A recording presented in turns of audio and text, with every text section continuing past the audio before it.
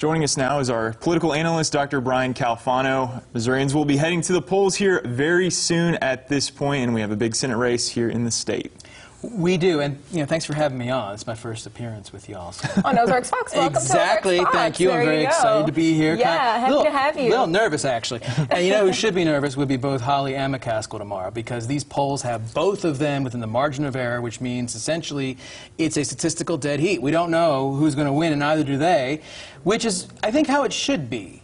I think if you end up having a state where one party always wins, then that party takes it for granted. And they say, well, we don't need to send any money, or we don't have to send any representatives to Missouri to talk about important issues, right? Missouri for years was a bellwether state.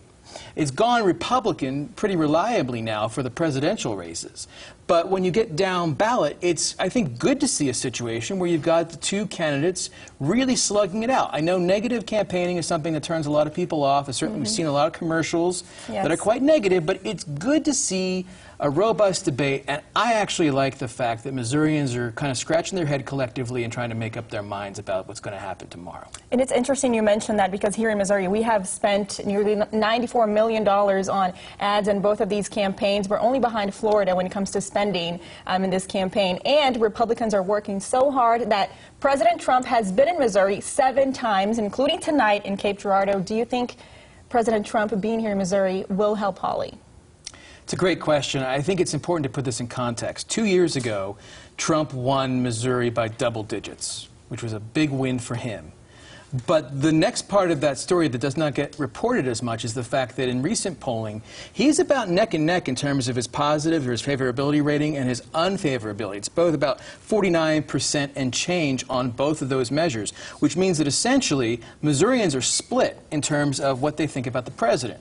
So when the president comes, as you said, 7 times, and he's in Cape Girardeau and he's doing all these things to get as many Republicans out as possible, that's wonderful, except for the fact that it reminds the other half of Missourians who don't appreciate the president at this point in time, why they don't like him, and they don't maybe want to vote for the person that Trump is endorsing with all these visits. So it's a catch-22, but that's, again, how it ought to be, I think, in Missouri and American politics. Definitely. Final question here. As we come to the end, what does each candidate need to do here in the closing stretch? Holly needs to make more of an appeal, I think, at a personal level, a gut level, to folks to come out and vote and support him.